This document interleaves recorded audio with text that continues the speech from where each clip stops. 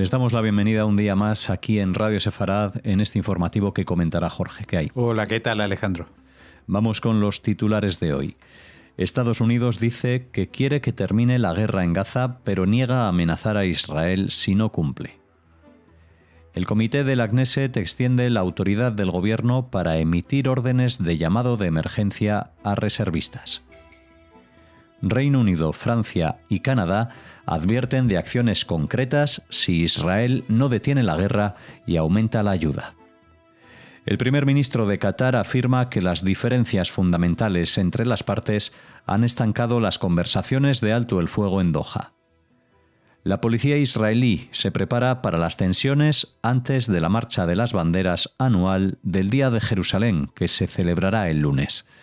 Estos son los asuntos de hoy aquí en este informativo, que comenzamos ahora hablando de la Casa Blanca, desde donde se enfatizó el lunes que el presidente de Estados Unidos, Donald Trump, quiere que la guerra en Gaza termine, mientras que funcionarios estadounidenses negaron los informes de que Washington estaba amenazando con abandonar a Israel si no seguía su ejemplo. Netanyahu parece estar respondiendo al creciente deseo de Estados Unidos de poner fin a la guerra, diciendo el lunes que estaría dispuesto a poner fin al conflicto si los rehenes restantes son liberados, Hamás depone las armas, sus líderes asesinos son exiliados y Gaza es desmilitarizada. Pero Hamás ha dicho que solo liberará a los rehenes si Israel se retira completamente de Gaza, algo que Netanyahu ha dicho que no sucederá, insistiendo en que las fuerzas de defensa de Israel controlarán la franja en el futuro previsible. Por otra parte, el lunes, The Washington Post publicó un informe que citaba a una fuente anónima que afirmaba que la administración Trump abandonaría a Israel si continuaba la guerra en Gaza. El embajador de Estados Unidos en Israel, Mike Huckabee, desestimó esta acusación y declaró: «Estos informes son absurdos. Necesitan escuchar lo que dice el presidente, no lo que alguna fuente desinformada finge saber». La misma fuente del periódico estadounidense también negó los informes de la prensa americana e israelí de que el acuerdo de Israel de permitir una pequeña cantidad de ayuda dentro de Gaza el lunes, después de un bloqueo de 78 días, era parte de un acuerdo secreto con Hamás que vio al grupo terrorista liberar al rehén estadounidense e israelí Edan Alexander la semana pasada. Jamás esperaba que la medida llevara a Estados Unidos a persuadir a Israel a poner fin a la guerra y permitir el ingreso de ayuda a Gaza, pero esa no fue una condición para su liberación, según un funcionario palestino. Bueno, aquí estamos hablando todo el tiempo de dichos y diretes y desmentidos, todos formulados de forma anónima, con lo cual la situación no solamente no se aclara, sino que cada vez se vuelve más espesa y turbia. Lo que sí está bastante claro es que las relaciones de Trump con Netanyahu no pasan por su mejor momento. No sé si esto es, como algunos vaticinan, el fin del apoyo de Trump a Israel, cosa que me parecería demasiado exagerada, y especialmente contando con un embajador como Mike Huckabee, pero sí que la presión de Estados Unidos puede hacer de que Netanyahu diga: hasta aquí hemos llegado y nosotros vamos a actuar como nos parezca bien, ¿no? Y esto es algo que también sería bastante insólito dentro de los últimos decenios de Israel respecto a Estados Unidos, pero especialmente de Netanyahu respecto a Donald Trump. Nunca hubo, creo, un distanciamiento tal como el que estamos asistiendo en estos últimos días.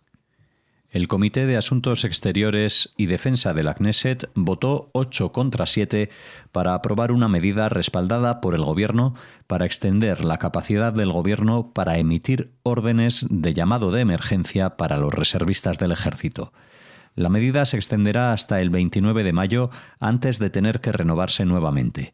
Después de que la medida fue inicialmente rechazada en la votación del comité la semana pasada, se votó por segunda vez y fue aprobada, pero la extensión se limitó a solo 7 días, lo que obligó a otra votación el domingo que fracasó debido a la oposición del diputado del Likud, Amit Halevi. Luego, Halevi fue reemplazado en el comité por el líder de la coalición y compañero del Likud, Ofir Katz, allanando el camino para la aprobación de la moción el martes. El líder de la oposición, Yair Lapid, condenó la aprobación de la medida, afirmando que el gobierno estaba aumentando la carga sobre los reservistas con los votos de los partidos ultraortodoxos, quienes hacen todo lo posible para fomentar la evasión del servicio militar, lo que repercute en un incremento de la carga sobre quienes han cumplido 400 y 500 días de servicio en la reserva. Bueno, quiero entender que estos 400 y 500 días están repartidos en el último año y medio de la guerra, porque evidentemente son más de un año en cualquiera de los casos, así que es imposible que este sea el resultado de la cantidad de días que han estado reclutados por año. Pero de todas maneras, 400 o 500 días en un año y medio es algo totalmente insólito en la historia de Israel, a menos que se establezca una situación que yo creo que no se daba desde la Guerra de la Independencia, es decir, un estado de guerra continuado que hacía que el país estuviera militarizado en todos los sentidos. Lo que pasa es que la carga para la sociedad israelí no es la misma. Toda la carga recae sobre los reservistas, que son la gente que ya ha hecho el servicio regular, y no recae en aquellos que han sido eximidos del servicio militar, como son los ultraortodoxos. Es un 15% de la población, es mucha gente que podría ayudar. No necesariamente tendrían que estar todos en el frente de combate, pero sí reclutados y colaborando en su tiempo o aportando su tiempo para la seguridad del país. Estamos hablando de que podrían estar preparando desde las comidas hasta las mochilas o limpiando los arsenales o lo que sea.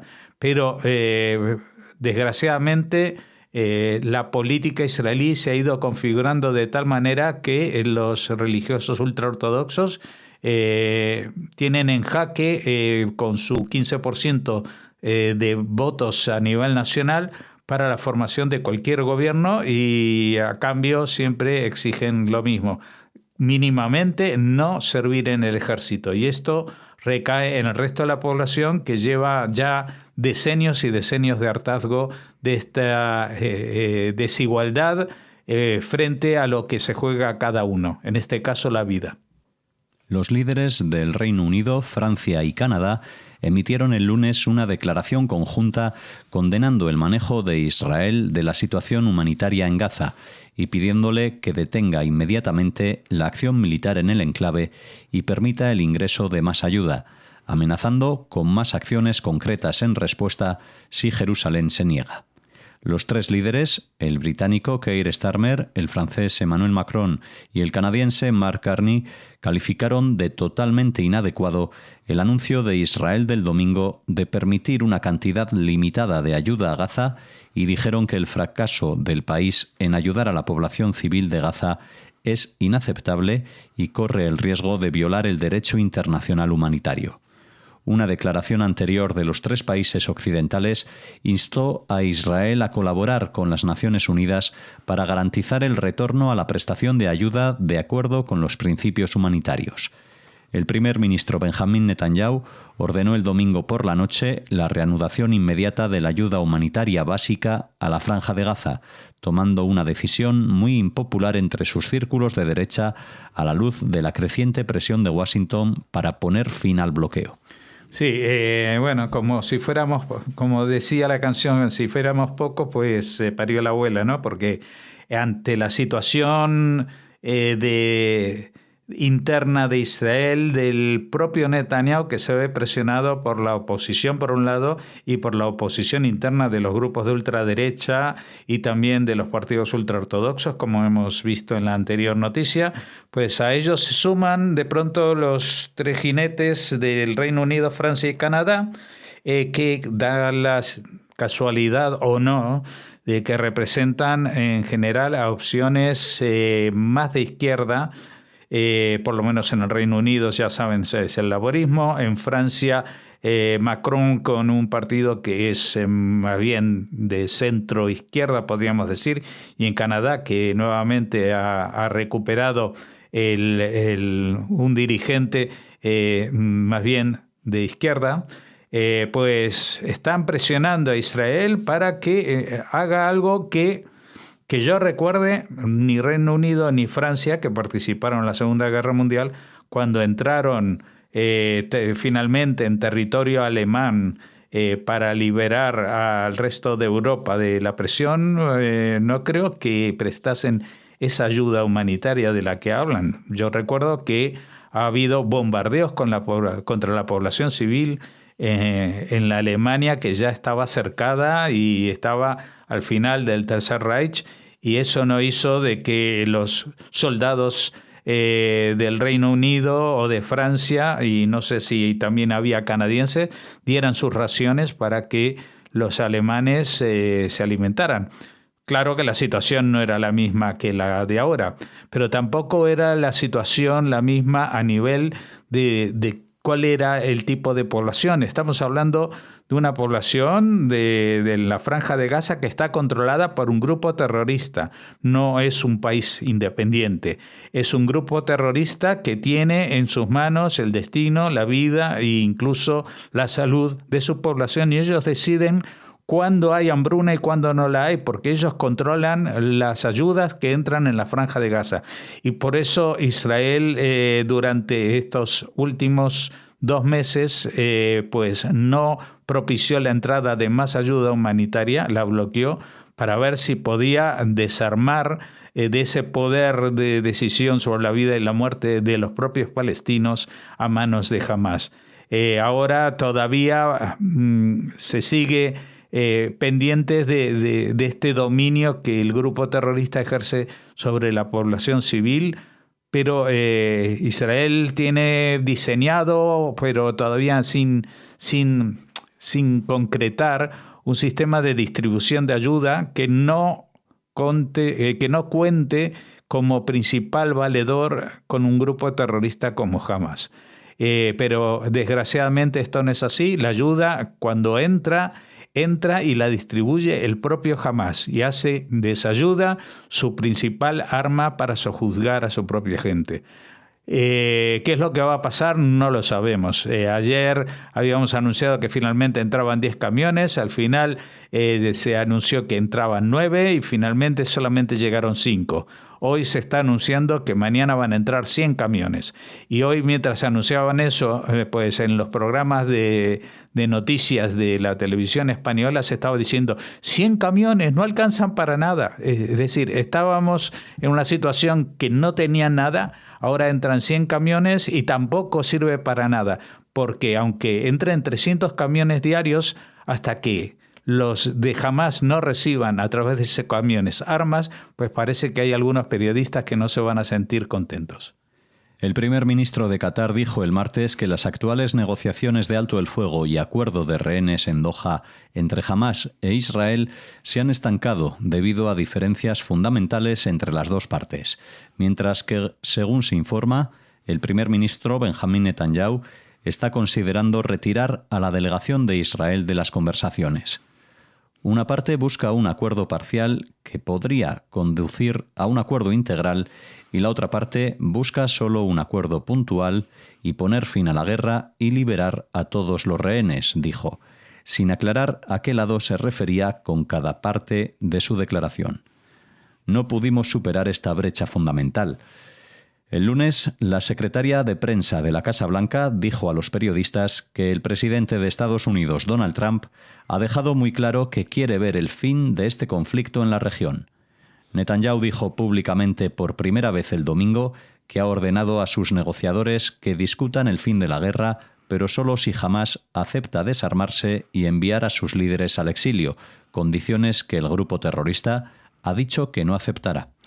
Bueno, ya hace tiempo que se cuestiona mucho el papel de mediador que pudiera tener Qatar en este conflicto. No olvidemos que Qatar durante muchos años ha sido el principal financiador de las actividades de este grupo terrorista al frente de la Franja de Gaza, con lo cual es un poco extraño que sea el mejor mediador que se pueda conseguir. Y evidentemente ni siquiera en ese caso, es decir, ha estado presionando a los del grupo Hamas para que otorguen algo a cambio para conseguir ciertas sesiones de Israel, y no lo ha conseguido, pero es que por ese camino creo que no se va a llegar a ninguna parte. Y también hay algo que me desconcierta mucho en esta noticia, y es el comunicado que ha hecho la secretaria de prensa de Casa Blanca, diciendo que Trump ha dejado muy claro que quiere ver el fin de este conflicto en la región. Y esto a mí me recuerda a esos padres de hace varias generaciones que decían, bueno, yo lo que quiero es que se resuelva esto, sin proponer una salida, sino que si no lo resolvéis vosotros, pues os vais a llevar un cachetazo cada uno. Pues me parece que por ahí puede ser el futuro de lo que va a suceder. No lo que tendría que suceder, pero que Trump va a repartir cachetazos a diestra y siniestra. Y si bien una parte les van a tocar a los de Hamas, pues a los que más le va a doler esto va a ser a Israel, porque va a perder a gran parte de su principal valedor en esta guerra de subsistencia, en definitiva.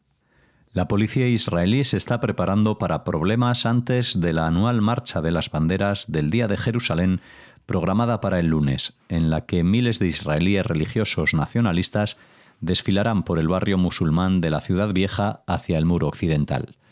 Miles de oficiales y policías fronterizos serán desplegados en Jerusalén durante la festividad que marca la reunificación de la ciudad tras la Guerra de los 6 días. El desfile seguirá su ruta habitual, comenzando en la Gran Sinagoga de Jerusalén, continuando hacia la Ciudad Vieja a través de la Puerta de Damasco y terminando en el Muro Occidental.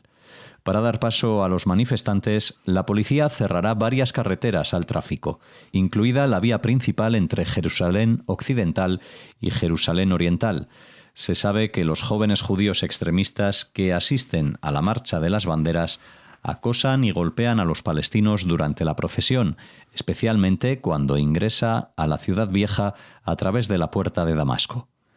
La marcha del año pasado fue testigo de varios ataques contra palestinos y periodistas por parte de los manifestantes, quienes corearon estribillos antiárabes y pegaron pegatinas en tiendas cerradas, apoyando la ideología del difunto rabino ultranacionalista Meir Kahane y exigiendo la expulsión de los palestinos de la Franja de Gaza. La policía arrestó a 18 sospechosos de delitos violentos durante el día. Sí, como decía aquel viejo adagio, éramos pocos y parió la abuela, ¿no? Es decir, ante la situación que se está viviendo en Israel con los vecinos de la Franja de Gaza, de Cisjordania, etcétera, etcétera, ahora pues un grupo de ultraortodoxos que son nacionalistas, pero muchos de los cuales ni siquiera sirven en el ejército. Véase a Itamar Ben-Gvir, que lidera un partido de ultraderecha, ultranacionalista, pero que no ha servido en el ejército, que incita a que Israel machaque y que no devuelva y que entre en Gaza y que haga todas las cosas que sea y que toda la gente se sacrifique, menos ellos que van a rezar por la salud de los demás. Así que, bueno, esto es una especie de marcha, no sé con qué se podría equiparar, pero cuando uno ve las imágenes se parece un poco a lo de los hooligans o a esas marchas que supongo que todavía se harán en Irlanda del Norte, recordando a cuando era parte de una Irlanda independiente o cosas así, pero con mucha más violencia. Y violencia que, digamos que muchos de los israelíes se avergüenzan de que tenga lugar. Así finalizamos este informativo. Mañana les esperamos con más noticias aquí en Radio Sefarad.